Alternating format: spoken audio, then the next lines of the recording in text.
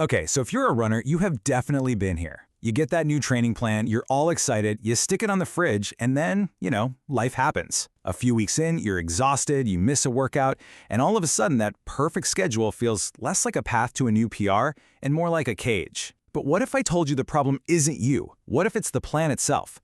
Let's get into it. Right? It's the big question for so many of us. We put in the work, we trust the schedule, but more often than not, it ends in frustration, burnout, or, injury. And here's the thing. The problem is that most plans are written in stone. They just don't account for a terrible night of sleep, a crazy stressful day at work, or the simple fact that your body is not the same as everyone else's. They treat you like a robot, not a person. And this slide just lays it out perfectly. The old way versus the new way. On the left, you've got that rigid script. It's a monologue, right? The plan just barks orders at you. But on the right, that's where the magic is. The adaptive dialogue. It's a two-way conversation.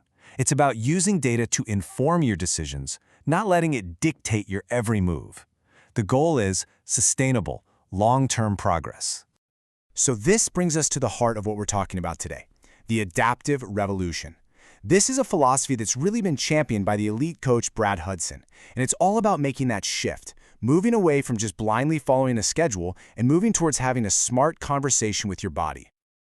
Here's probably the best analogy for it. That old, rigid plan, it's like a train schedule. It's on a fixed track at a fixed time. If you miss it, well, tough luck. But an adaptive plan is so much more like a GPS. It knows your destination. That's your race goal. But if you hit some unexpected traffic, like, say, fatigue or a crazy week at work, it just intelligently reroutes you. It finds a better path to get you where you want to go safely. And this quote from Brad Hudson just nails it. The biggest mistake is to stick to a formula or a schedule. Think about it. The goal of training isn't just to check off boxes on a spreadsheet.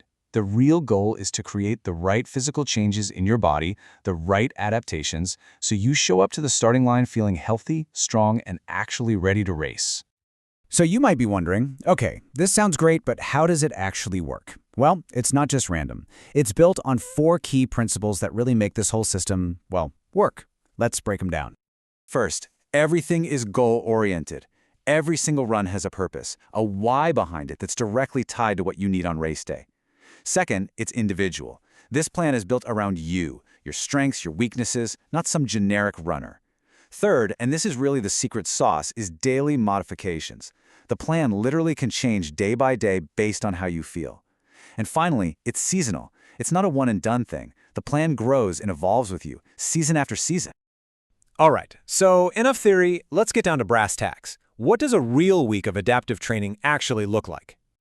So it all starts with some good data. You'll have a chart, something like this, that gives you a science-based starting point for all your paces, from easy runs to hard intervals.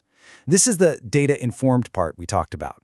But here's the key. The real art of this whole thing is knowing when to hit these numbers, when you can maybe push a little bit past them, and most importantly, when to back off.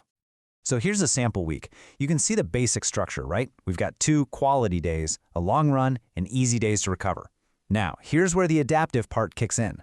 Let's say you're supposed to do that hard hill session on Tuesday, but you slept terribly the night before. No problem. With an adaptive plan, you might just swap Tuesday and Wednesday. Do an easy run instead and tackle the hard workout when you're feeling fresher. On the flip side, if you feel absolutely amazing for Thursday's workout, maybe you add 1 more rep. The framework is there, but how you execute it is totally fluid. The workouts themselves are built for this kind of flexibility. The system uses something called nonlinear periodization. Now that sounds super technical, I know, but all it really means is that instead of having a speed month and an endurance month, you're kind of touching on all the different energy systems all the time. You'll see a lot of hill running to build power without a ton of pounding, and these awesome multi-pace workouts that get you ready for the real-world demands of a race. It's all about keeping your body guessing. Now, with all this freedom and flexibility, there's one really big risk, and that's doing too much too soon. And that's why this entire system has one, let's call it a golden rule, to make sure you're adapting without breaking. Okay, this is the number, this is the big one. The research here is just crystal clear. If you increase your weekly running volume by more than 30%, your injury risk skyrockets. An adaptive plan is not a free pass to just go wild and add a ton of miles whenever you feel good. It's about making smart, small adjustments. This 30% rule, that's the guardrail that keeps you safe. So how do you know when it's time to pull back? You learn to listen for these warning signs. Are you rating your fatigue higher than a 7 out of 10 for 2 days in a row? Are you consistently getting less than 7 hours of sleep? Is your resting heart rate suddenly 10 beats higher than normal? Or maybe you just can't hit your paces in your key workouts anymore. These aren't signs of weakness. This is your body giving you crucial data. And an adaptive plan gives you the permission you need to actually listen to it. So at the end of the day, it really comes down to this one question for you to think about.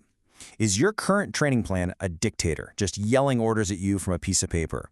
Or is it a dialogue, a smart, flexible conversation that's helping you become the strongest and healthiest runner you can possibly be?